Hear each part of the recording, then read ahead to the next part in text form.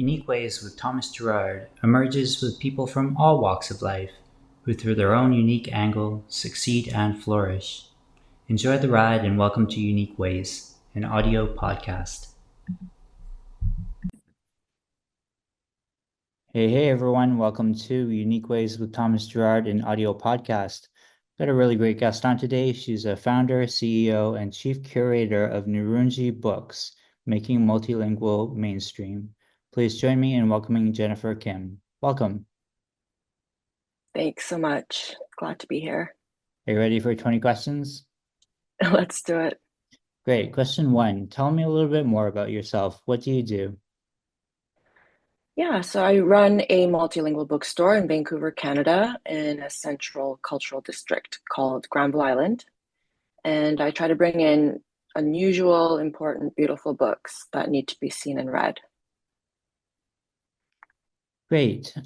Just a note for the audience, I was give a nod to the episode with Marion Banshees, another Canadian episode. Question two, what's a key piece of knowledge that makes you different? Um, I think I know that being an outsider is a superpower and being multilingual is a superpower. Mm. I think like previously, being an immigrant and having English be your second language seen as something of like a challenge and a struggle, and it certainly can be, but it also, opens you up to a whole nother world and a whole nother set of experiences that you can always pull from to gain strength from. Great. Question three, why this of all things? Why do you do what you do? Um, I think that books are something that I've just always cared about. And I think that they're a great democratizing force in the world. And the kinds of books that I wanted to see when I was a young person, they weren't always accessible to me. Or if they were always kind of squirreled away in the basement or in a back corner.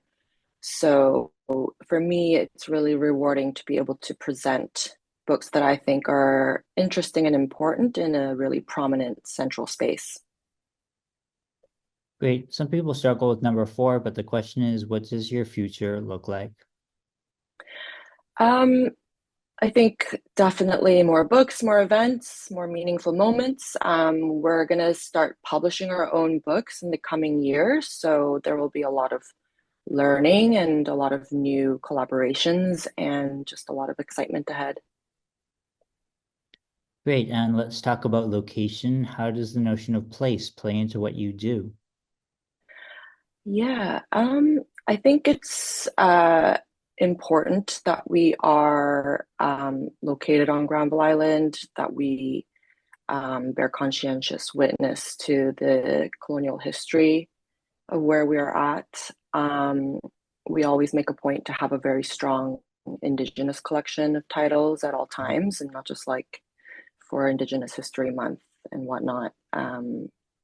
It is always something that we think about constantly. Great. Number six, if you had to start from the beginning, what advice would you give your former younger self? Yeah, I think that I would advise myself to not feel like I have to rely on experts if I know sort of what I want.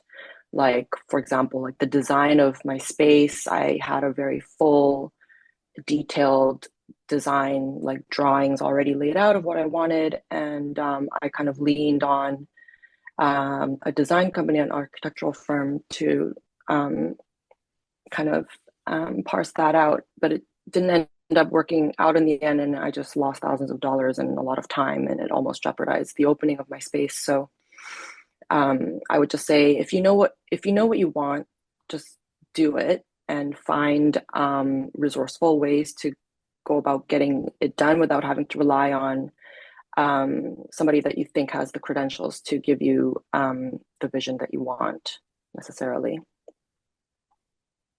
Great. And seven, what's a day in your life like?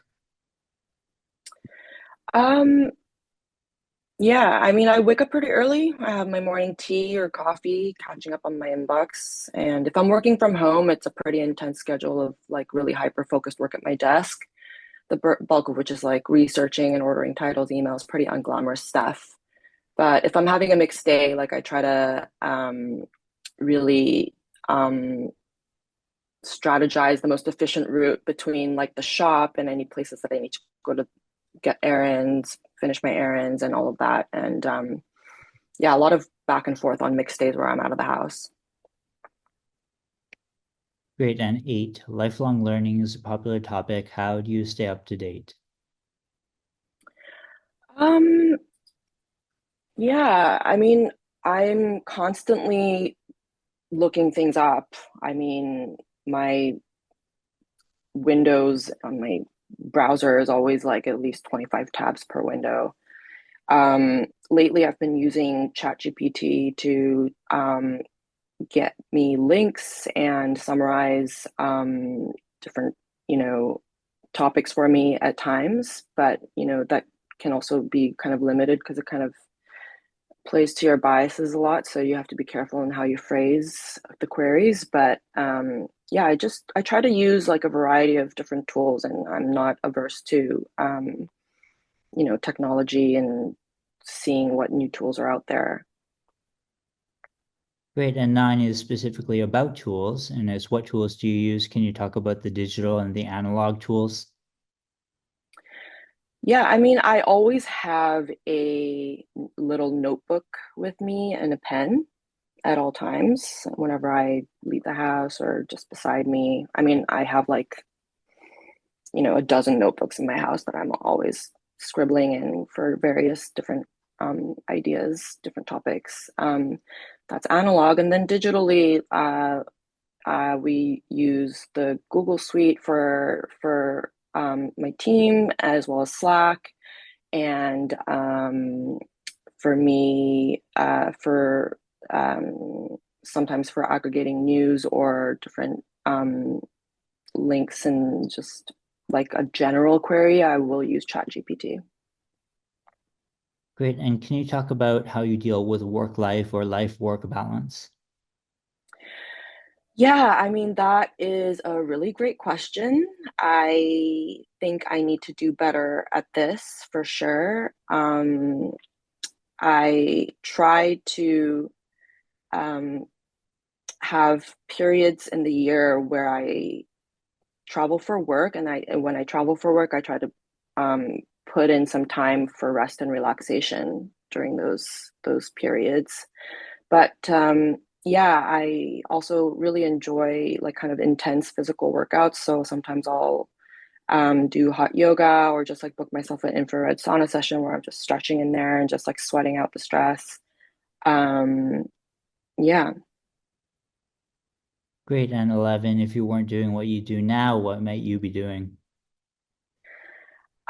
I think that I would be learning woodworking and building furniture. Hmm. What would you not like to do with your career?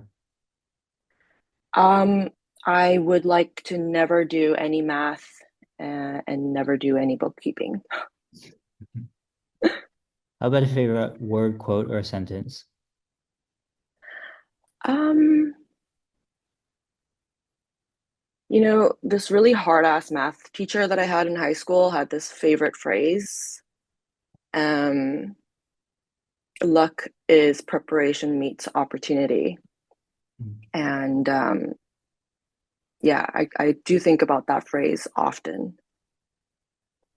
Do you have a least favorite word, quote, or sentence? Um, hmm. I don't know, anything defeatist, anything negative, anything self-limiting, really. I think we have to keep positive and keep pushing and keep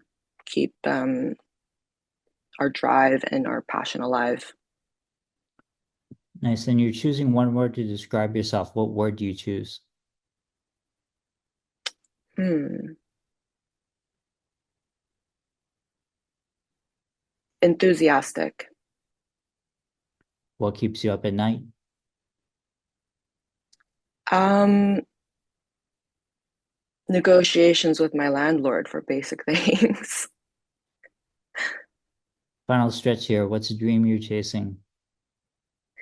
Yeah, I briefly mentioned it, but establishing a publishing house, acquiring titles for translation rights for multilingual editions of beautiful, important books that need to be seen.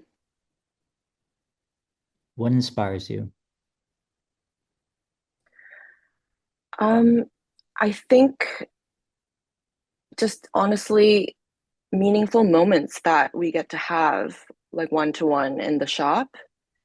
Um, when you see and feel that what you're doing has an emotional impact on someone, um, it really just stays in your heart. And no matter what happens, you kind of reflect on those moments and you kind of are able to keep um, that priority in check and just keep going when you recall those moments.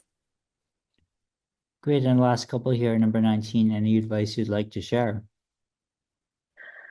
Um,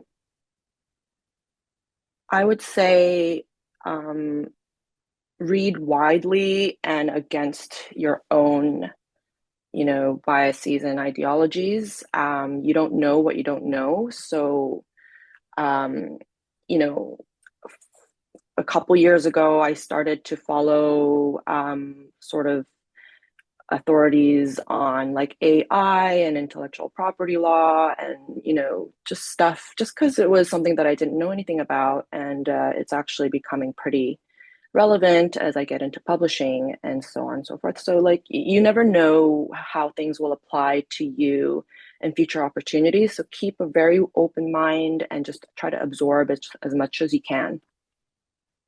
Great. And finally, number 20, how can our listeners keep tabs on you and what's our call to action? Yeah, you can follow us on Instagram. We're at nooroongji.ca. I'm also on LinkedIn, and I'll often sort of do little posts on my experiences at various book fairs and different workshops I've done or different speaking engagements I've done. Um, and that might be a good way to just keep in touch professionally. A call to action.